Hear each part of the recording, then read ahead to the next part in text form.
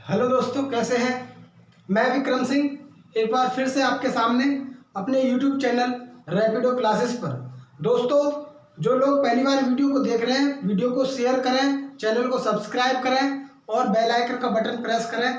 और आज का जो मेरा टॉपिक है वो बुद्धि का चैप्टर चल रहा है। उस बुद्धि के चैप्टर में मैंने बुद्धि के सिद्धांतों के बारे में, सारे सिद्धांतों के बारे में डिस्कस किया है और ये लास्ट सिद्धांत आपके बचे हैं। इन सिद्धांतों के बारे में मैं आपको बता दूं, एक एक सिद्धांत को मैंने बहुत ब्रीफली समझाया है और आप इनको समझें, पढ़ें और इनका अध्ययन करें।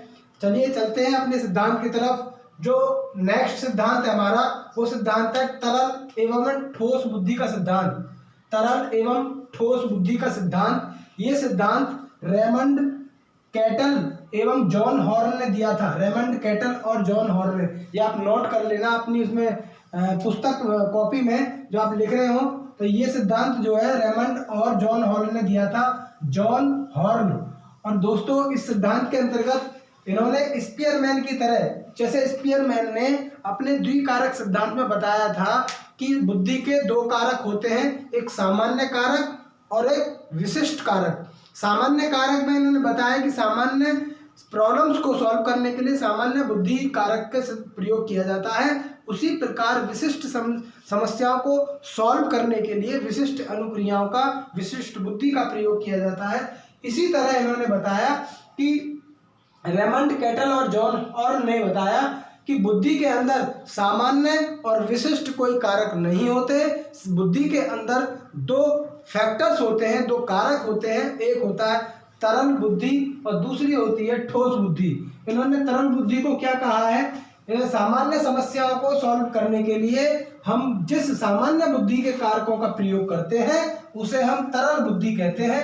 किसे कहते हैं? तरल बुद्धि। जो हमारी सामान्य बुद्धि है, सामान्य अनुक्रियाएं, जो सामान्य क्रियाएं होती हैं जिस बुद्धि के माध्यम से, उस बुद्धि को इन्होंने तरल बुद्धि कहा है।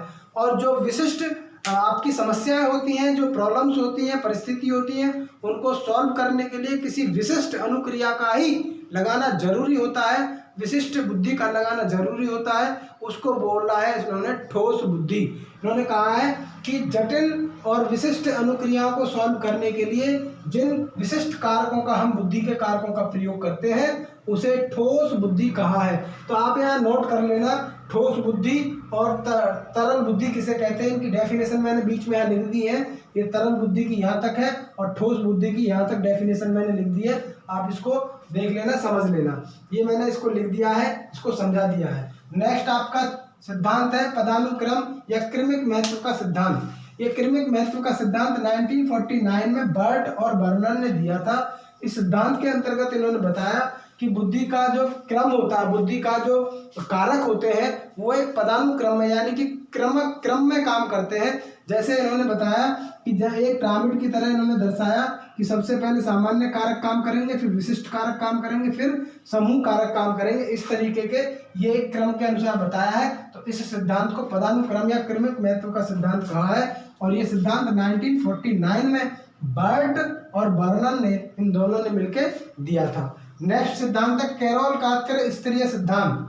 कैरोल का त्रिस्तरीय सिद्धांत में ये सिद्धांत जो है 1993 में जॉन वी कैरोल ने दिया था। इन्होंने बताया कि बुद्धि के सभी कारकों का, इन्होंने जो बताया है अपनी बुद्धि के इस सिद्धांत में, इन्होंने पहले सभी बुद्धि के सभी कारकों का विश्लेषण किया, उनका अध्ययन किया। करने के बाद इन्होंने बुद्धि के 3 का स्तर बताए कि बुद्धि के 3 स्तर होते हैं। बुद्धि के जो कारक होते हैं, जो मानसिक क्रियाएं होती हैं, वो 3 स्तर में काम करती हैं। पहला है आपका, नीचे से स्टार्ट करते हैं, संकीर्ण स्तर, जो बिल्कुल ऐसा स्तर होता है जिसमें विशिष्ट अनुक्रिया के साथ विशिष्ट कारक का ही लगाना बहुत जरूरी होता है। वहां पर किसी अन्य विशिष्ट बुद्धि का प्रयोग नहीं कर सकते। तो इसमें संकीर्ण स्तर में आपकी विशिष्ट अनुक्रियाएं या विशिष्ट कारक आ जाएंगे।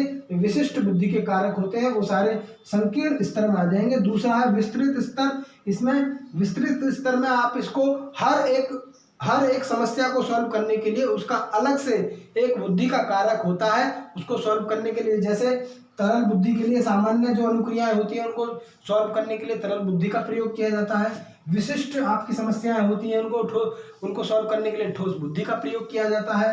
सामान्य स्तर की जो स्मृति स्तर होता है उसमें सामान्य स्तर यानी कि तरल बुद्धि के सामान्य स्तर जो स्मृति होती है उसमें उस बुद्धि का प्रयोग किया जाता है। विस्तृत स्तर पर विस्तृत बुद्धि का प्रयोग किया जाता है, ठोस बुद्धि का प्रयोग किया जाता है। ऐसे ही संज्ञानात्मक के लिए अलग, तर्क के लिए अलग, तीव्रता के लिए, यानी कि हर एक क्षेत्र का एक अलग कारक उन्होंने बताया कि वो अलग अलग कारकों में काम करता है, इसलिए इसको बहुत विस्तृत रूप में बताया है। और सामान्य स्तर तीसरा स्तर है, पहला, इसको पहला स्तर बोलते हैं। ये यहीं से स्टार्ट होता है, लेकिन स्टार्ट नीचे से करते हैं क्योंकि ये संकीर्ण स्तर नीचे आता है। और इसमें जो सामान्य बुद्धि के सारे कारक आ जाएंगे, जो आपकी जनरल फैक्टर्स होते हैं बुद्धि के, वो सारे के सारे किस में आ जाएंगे, सामान्य स्तर में आ जाएंगे। तो दोस्तों ये था आपका बुद्धि के सिद्धांत। सारे बुद्धि के सिद्धांत मैंने इसके प्रीवियस वीडियो में मैंने बता दिए हैं। आप इनसे पहली वीडियोज को एक एक करके देखें, प्लेलिस्ट में जाकर वहां से सारी वीडियो को देखें और प्लेलिस्ट को देखकर, सारी वीडियो को देखकर उनका एक नोट्स बनाएं, समझें, और जो चीज़ समझ में ना आए उसको कमेंट बॉक्स में लिखें। और नेक्स्ट वीडियो में हम लेकर आएंगे बुद्धि के जो आपके परीक्षण है, बुद्धि के जो परीक्षण है, बुद्धि लब्धि है, उसके बारे में डिस्कस करेंगे।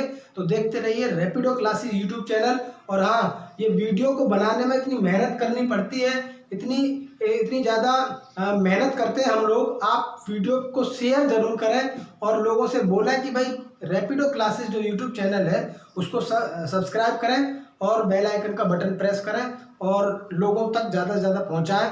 तो यहीं से मैं इस वीडियो को समाप्त करता हूँ। जय हिंद, जय भारत।